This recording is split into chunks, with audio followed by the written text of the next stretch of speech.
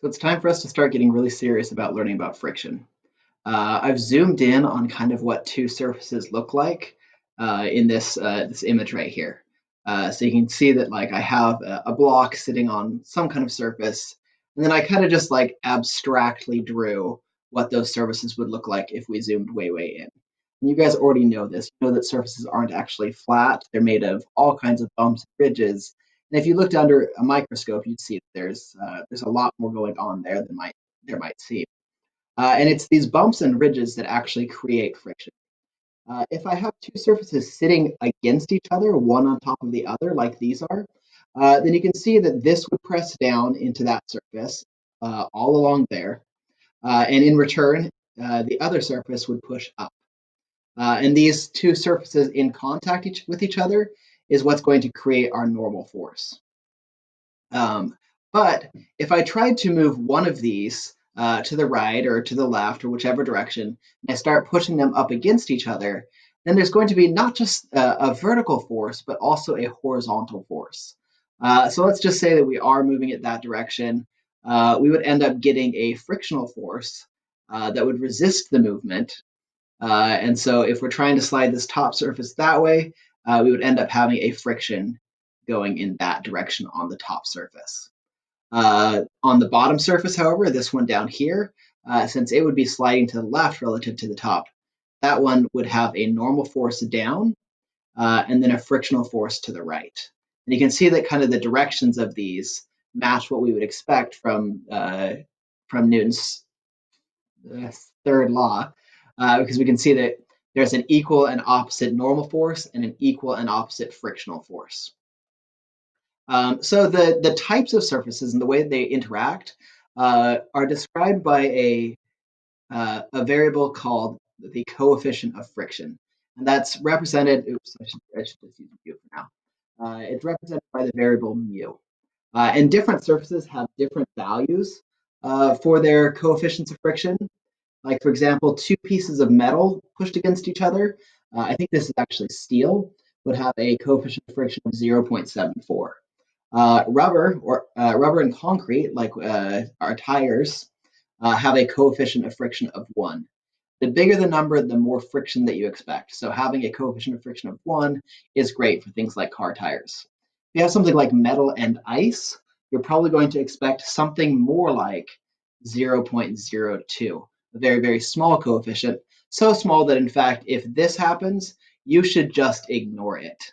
Don't bother doing anything with friction if you have metal on ice. And that'll come up on problems all the time where they'll mention it's on ice. That's a hint to tell you, sure, there might be friction, but it's so small that we're going to just ignore it. That's kind of how friction works. It's all about these surfaces pushing past each other, and depending on how rigid or how bumpy the two surfaces are and how much they interact with each other, will have different coefficients of friction. So that leads into the actual formula for the force of friction. And the formula for the force of friction on your formula sheet looks pretty fancy. It's written something like this. And it says the force of friction is always less than or equal to the product of the coefficient of friction times the normal force. Now, I've already explained why the coefficient of friction matters here. I am just going to label it though. This is the Greek letter mu, and it represents the coefficient of friction. Cool. So I've mentioned why the coefficient of friction is on there, but normal force is also part of this, because if I do have these two surfaces and they're just lightly touching each other, then it's not going to be that hard to move them past each other. But if I put more and more weight on top of this and these surfaces are really being forced to grind up against each other, then the force of friction is going to be much greater. You can kind of make an analogy to that with your fingers. If I just have two objects that are kind of sitting on each other, the friction's not going to be that big because they're really not interacting with each other that deeply. But as I increase the force between them, now they're starting to interlock and lock together a lot more. And if I increase it even more and even more, it starts getting harder and harder to move them. So that's where normal force comes in. I will talk a little bit more about this formula and especially why we have this part right here, the less than or equal to, in the next video, but there were some other quick notes that I wanted to get on here. One of the notes that I wanted to mention is surface area. Uh, you'll notice that surface area isn't in the formula, and for usually about half of the students, that's good enough for them. Surface area isn't in there, so anytime that a question on the AP exam comes up about surface area, they just think to themselves, well, it's not on the formula sheet, so it must not matter. And that's actually not the wrong way to go about that. But the other half of the students really want to know why surface area doesn't matter. And the reason why surface area doesn't matter is because it does two things if you increase the surface area. The first thing is, if you increase the surface area, you have a lot more bumps in contact with the other bumps on the other surface. And so to many students, then they think, okay, well, that would increase the force of friction. And they're right to think about it that way. But it also has the effect that if we have more surface area contact, then the pressure is more spread out across the entire surface. So while there's more bumps, the individual bumps are in less contact with each other at any individual place. So since we're spreading the force out, we're indirectly decreasing the normal force at any place, and therefore the force of friction would decrease. So surface area both increases it because there's more bumps, but decreases it because the bumps are in less contact. And the net effect, if you go through the derivation, is that the surface area ends up canceling out. So for us, it's good enough to just say, okay, we know surface area doesn't matter. And now we even have a conceptual reason to mention that. Okay, so let's go down to this little drawing in the bottom left corner. I want to show you guys how force of friction works and really kind of point out one of the more challenging things, which is remembering to use force of friction and remembering what direction it should be acting in. So I have these two objects. My top object, M1, is like tied to the wall. And then M2 is underneath M1, and it's being pulled to the right. So when we're trying to draw the free body diagram, probably the very first thing that we would include would be M2G. That would be the force of gravity acting on M2. And then we could also say, well, from the ground, there's going to be some normal force. I'll write NF or N floor, normal force from the floor.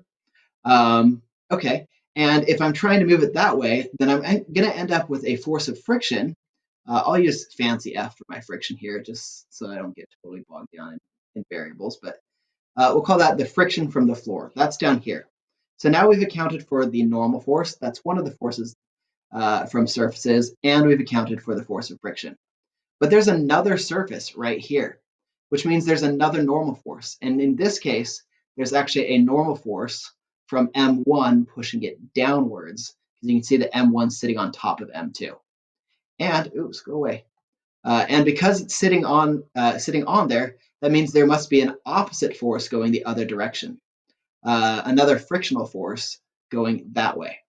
So as I'm trying to pull this out, I would actually have to worry about the force of friction from the floor and the force of friction from M1. Okay, so what else do I want to do? Let's go back to this object up here, and let's actually work on using this formula here. So let's pretend that it is a 5 kilogram object. If it's a 5 kilogram object, then right away we can calculate what the force of gravity is. That would be mg. And since g is 10 and m is 5, I just said that, we would find out that the normal force, or the force of gravity right there, is 50 newtons. Since this is in vertical equilibrium, the force of gravity would be equal to the normal force, so that would also be 50 newtons. Now that I've got that, I know 50 newtons is my force, my normal force. Now let's imagine it's a couple different things. So we're going to calculate in this column right here. I'll do it in red. Why not? We're going to calculate the force of friction as if it was several different surfaces. So if it was metal and metal, then I would just calculate the force of friction as 0.74 times the normal force of 50 newtons. And that would give me something around 37 newtons. If it was rubber, though, I'd multiply 1.00, that's the coefficient of friction, times 50 newtons. And then we would get a force of friction of 50. And you can see that that makes a big difference having that bigger coefficient. And then if we have a metal and ice, that would be 0.02 times 50, and suddenly the force of gravity is or the force of friction is very weak, down at around 1 Newton. So you can see that with metal and ice, we end up having so low friction, so low friction that we might as well ignore it. So last thing, down in this corner, let's just talk about the direction of the force of friction. So if we have this object here that's sliding, figuring out the force of friction is very easy. It's always just going to oppose the motion, so then my force of friction would be in that direction. It's sliding this way, so the force on this block would be going to the left. On the other hand, the equal opposite force pair would put a force of friction on the surface itself to the right. Then if we have this next object, let's say that this object isn't actually moving. It's just being pushed, like something's leaning up against it. Oops, I should say force of push. Then the force of friction isn't opposing active motion.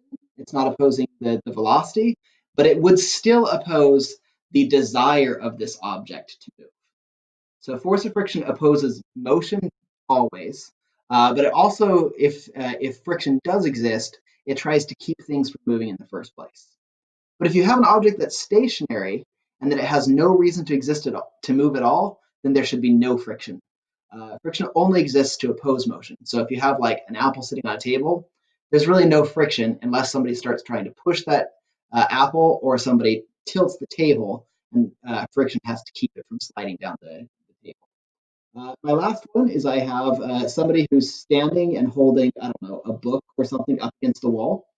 And we know normal force is going to be coming out this way, which means we can't just declare that the force of friction has to be that way, because force of friction is always parallel to our surface. Normal is always perpendicular. Force of friction is always parallel. So then we can add in another force. We'll add in the force of gravity, and gravity is acting downwards. And so then we can figure out that force of friction is going to oppose what gravity wants to do. Gravity wants this book to go down. So I'm going to need the force of friction to hold it up. And that actually would be either the force of friction on the wall, and there's also a force of friction from the hand. So that pretty much hits everything that I think I needed to hit. Yeah, I think so. So I guess my one recap, and I feel free to stop it if you're done listening to me. But I want to just mention that, oops, I don't want to write that. I want to say a surface always has normal force.